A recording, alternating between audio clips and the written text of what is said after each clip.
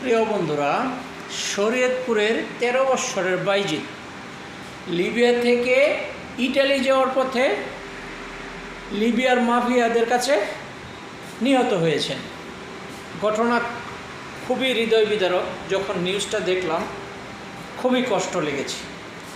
ঠিক আছে, যাই হোক, এখন প্রশ্ন হচ্ছে এ বাইজিদ, তার বয়স 13 বৎসর।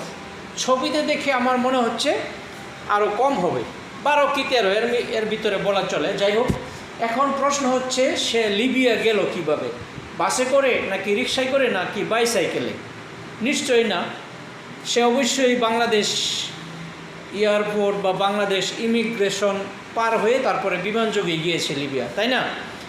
তাহলে যেহেতু বাংলাদেশ সরকারের আইন হচ্ছে যখন আপনি পাসপোর্ট করতে যাবেন অবশ্যই আপনাকে এনআইডি কার্ড লাগবে। আর এনআইডি কার্ড পেতে হলে আপনার বয়স অবশ্যই 18 হতে হবে। তাহলে এই বাইজিদ এনআইডি কার্ড পেল কীভাবে? এনআইডি কার্ড না পেলে তাহলে সে পাসপোর্ট পেল কীভাবে? ঠিক আছে, এত সব প্রশ্ন। এটা কি শুধু তার বাপ মাই দায়ী? সে বাচ্চা মানুষ, সে জিদ করতেই পারে যে আমি প্রবাসে যাব, টাকা ইনকাম করব।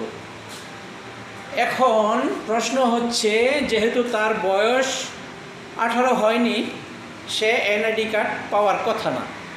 সে নিশ্চয়ই সেখানে টাকা খরচ করেছে, টাকা খরচ করে এনআইডি কার্ড হয়তো বের করেছে, তারপর আসলো পাসপোর্টের পালা, তাই না? তাহলে সে পাসপোর্টটা পেল কীভাবে?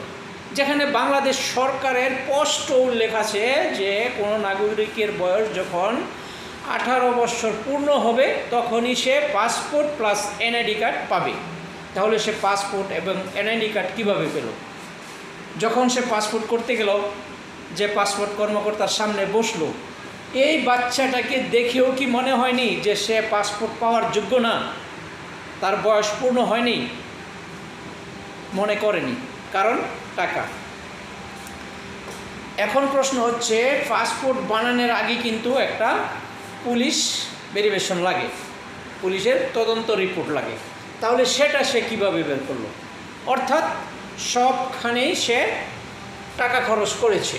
যাই হোক, সব জায়গায় টাকা খরচ করে সে ভিসা পাসপোর্ট নিয়ে যখন এয়ারপোর্টে গেল, তখন এয়ারপোর্টে যারা ইমিগ্রেশন অফিসার আছে তাদেরও কি মনে হয়নি যে এই বাচ্চাটা লিবিয়াতে যাওয়ার বয়স হয়নি, তাকে আমরা কেন দিচ্ছি?